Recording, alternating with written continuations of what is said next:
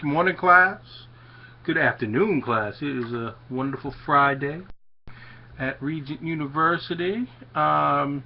Just want to talk to you all, make this video about Chapter 6, this assessment and diagnosis of addictions.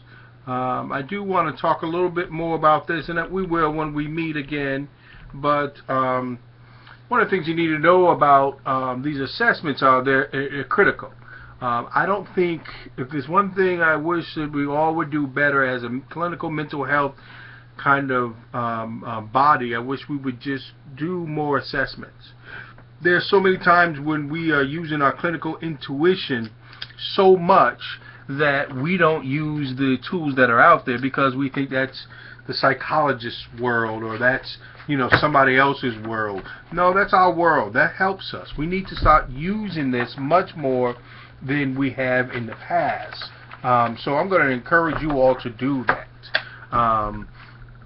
One of the things that we talked about, and I talked about earlier in the class, is about you all need to know about addictions counselors, even though you're not going to be addictions counselor, quotation marks. One of the things it says in this chapter is that 5.4 million Americans meet criteria for both, listen to me, both mental health and substance abuse disorder.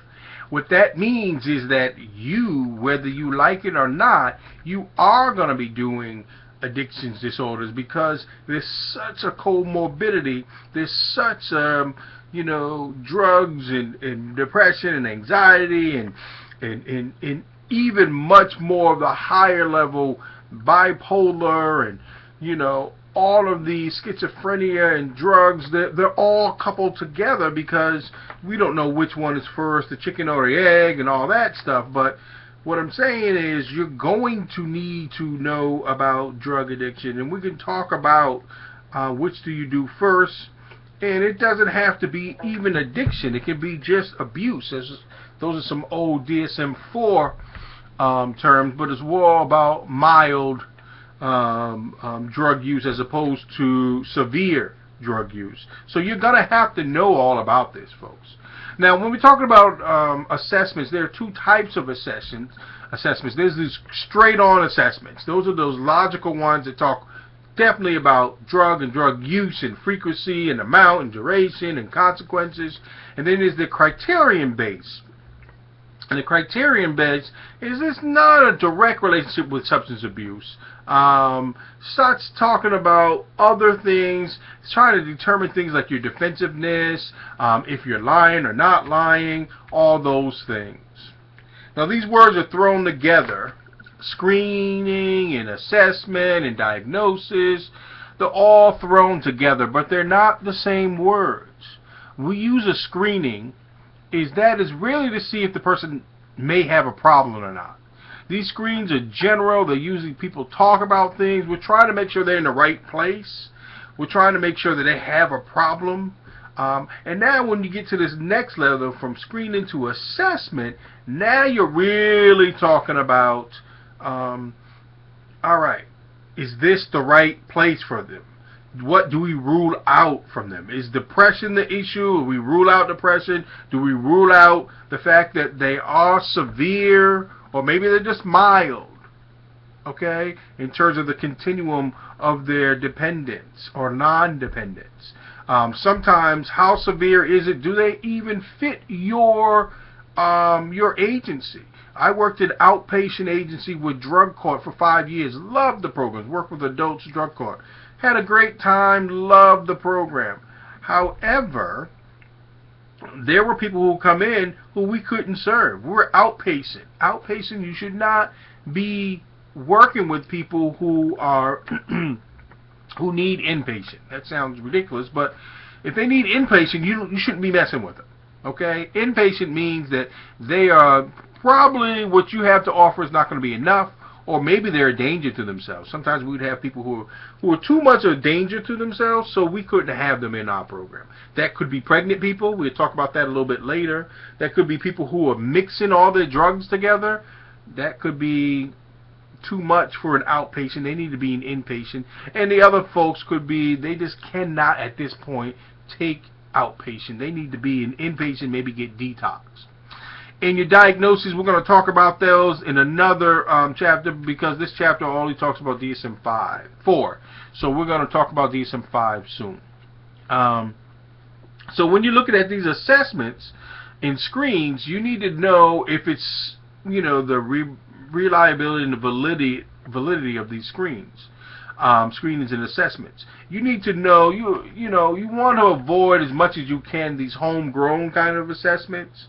You need to have something that has been standardized and normalized. Standardized meaning that it's standard. So if I do it today, it's the same as the next day, and the person across the country is doing the same thing. Normalized means that all of us collect all this data, and we can put people in kind of a normal range and an abnormal range, a high range and a low range. You got to have that stuff. Now, depending on what you want, sometimes your agency, there's like the Cadillac of these assessments, and then there's like the kind of the what's a cheap car, Hyundai. I shouldn't say that. Hyundai of cars.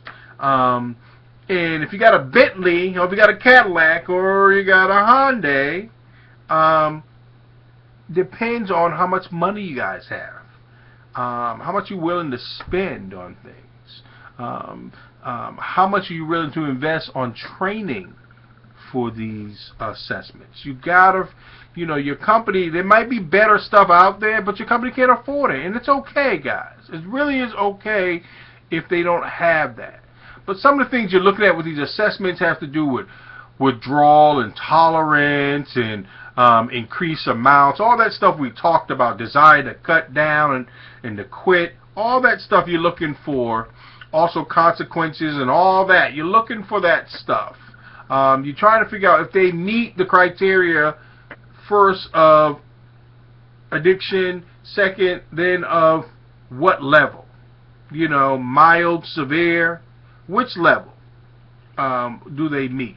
So the reason is so you can treat them accordingly. You got to treat them all accordingly. Okay, you shouldn't lump everything together. One of the biggest things that I think that we disrespect, I should do some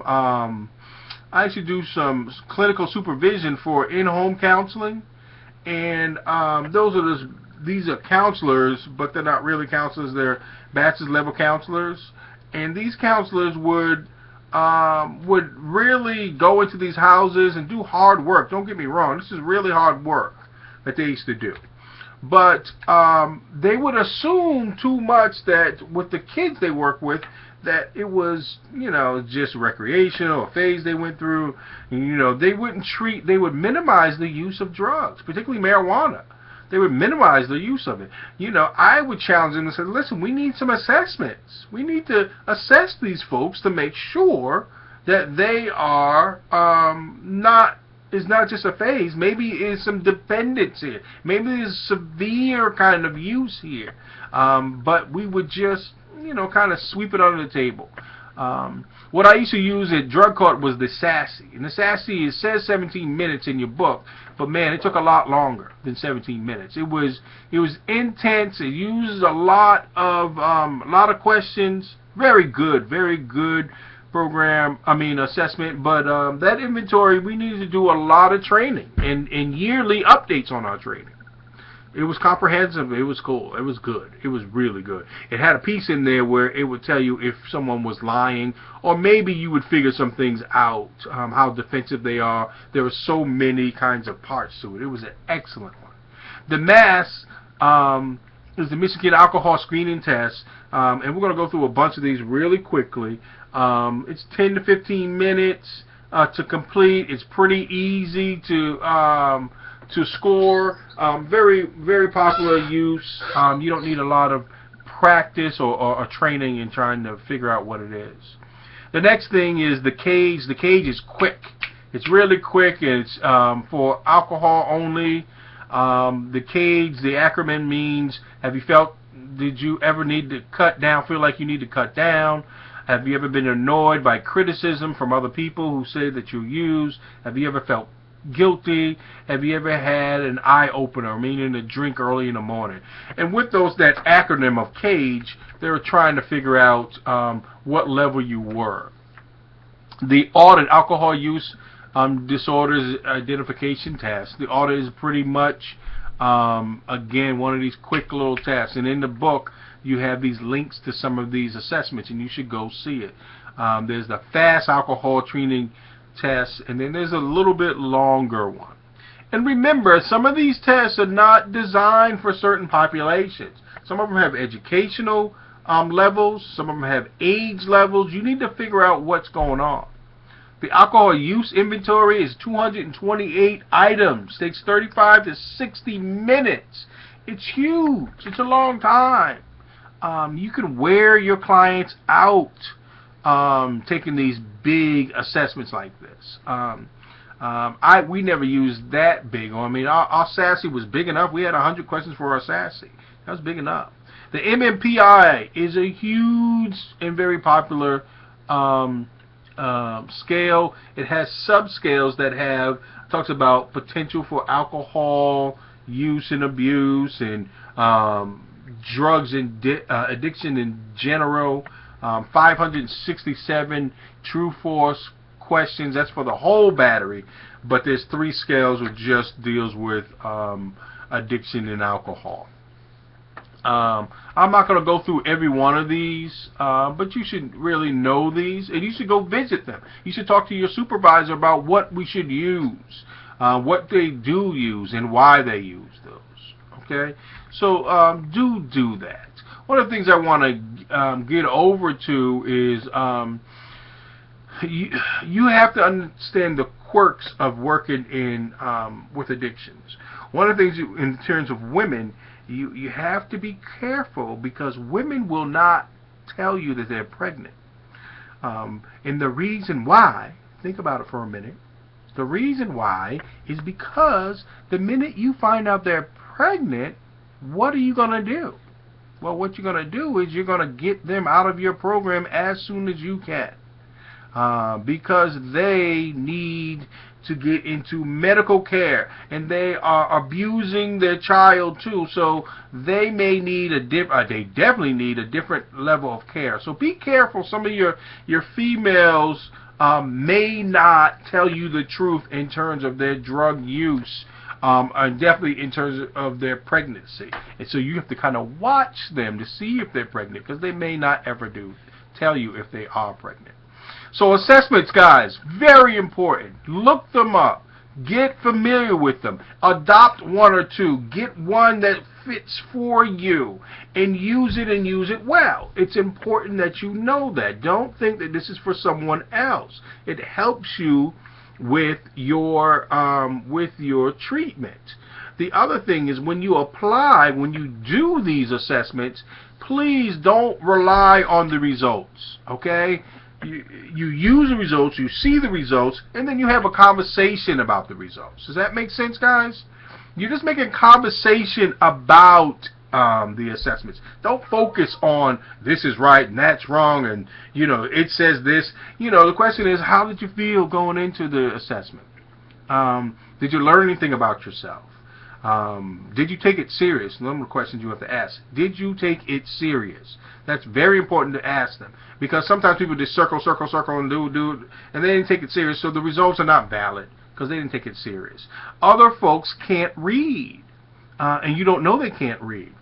So you have to ask those questions. Was it easy to take? Did you figure it out? Was the wording okay with you? Most of these tests have these little out questions that tell you that people are not reading, they're not taking it seriously, or they're just circling anything. So you have to understand that stuff. Enjoy your assessments, guys. Read about them. Find out about them. Have a wonderful day. I'll see you guys on the next time.